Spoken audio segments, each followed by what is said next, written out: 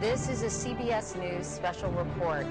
I'm Katie Couric. Good evening. It is my sad duty to tell you that our friend and colleague Walter Cronkite has died. He was 92 and passed away peacefully tonight here in New York.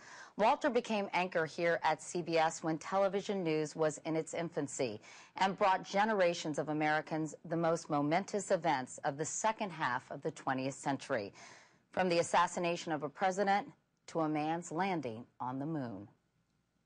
And that's the way it is. And that's the way it is. And that's the way it is. That's the way it is. For half a century, Walter Cronkite told it the way it was, delivering the news straight and unvarnished. Evening, everyone. Here is the news. Among the pioneers who built television news from the ground up, he forged a special bond with audiences. Trustworthy, plain-spoken, unflappable. And you were there.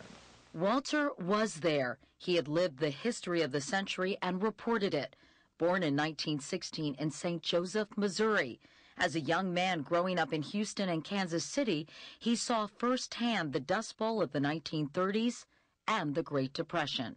As a young wire service reporter in World War II, he hit the ground with troops in North Africa and was the first to make it back with the story. I'm just back from the biggest assignment that any American reporter could have so far in this war. He was all of 26, a natural, before the camera and the microphone. He covered the Nuremberg war crime trials, sitting just a few feet from the Nazi architects of the Holocaust. Some of them were sniveling. Gosh, you couldn't stand them. Stryker, Jew baiter, terrible man. You wanted to get up there and personally cut his throat.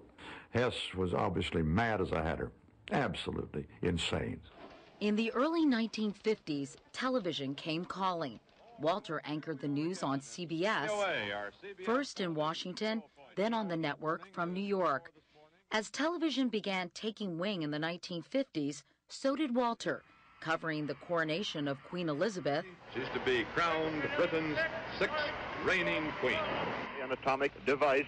Atom bomb testing in Nevada, the birth of the American space program. Fire at the apogee to raise the perigee. Walter knew 12 American presidents. I've met all of America's presidents since Herbert Hoover, and I've known some of them pretty well. Lyndon Johnson called the CBS Evening News while I was actually on the air and insisted that they put him through to me on the air. The secretary said, but he's on the air, Mr. President. I don't give a damn where he is. Put him on the phone.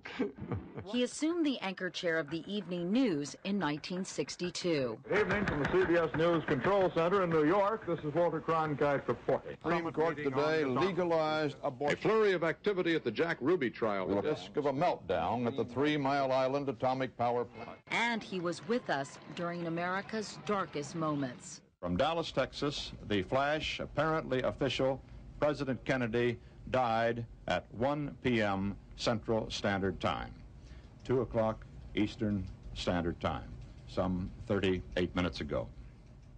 And I almost lost it there.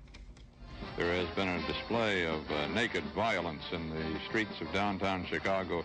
The witness to that Hilton violence... Cronkite was a fixture at political conventions, including the Democrats' chaotic meeting in Chicago in 1968, a party in a country at war with itself over Vietnam.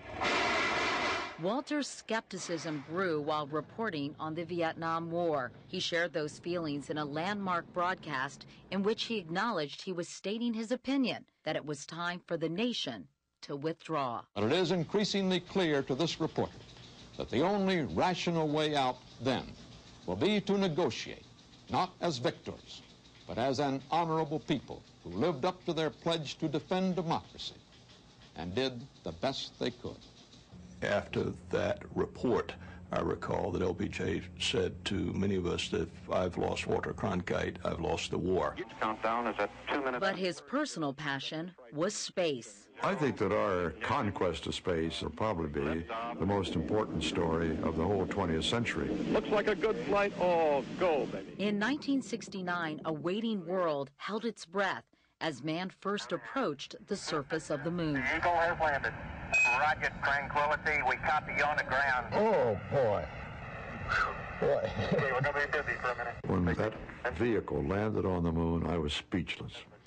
I really couldn't say a thing. It's a measure of the man that he preferred the triumphs of the space program to the despair in so much of the news. I mean, at a time when there were a lot of other problems in this country and elsewhere, people were downcast. Everybody there was upcast. We were looking toward the stars, looking toward the moon. There was a spirit that was absolutely incomparable. This is my last broadcast as the anchorman of the CBS Evening News.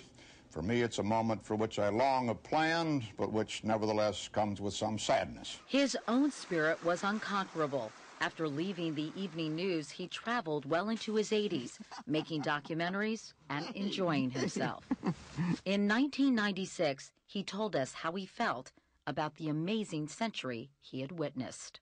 If there's anything I've learned, it is that we Americans do have a way of rising to the challenges that confront us.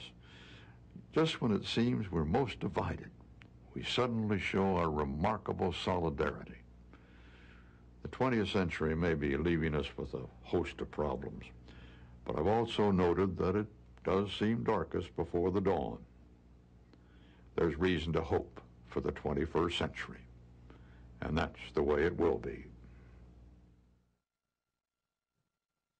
So, to repeat, if you're just tuning in, longtime CBS News anchor and journalism giant Walter Cronkite has died at the age of 92.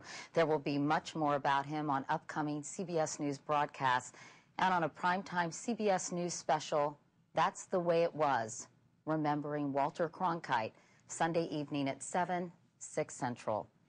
I'm Katie Couric, CBS News, New York.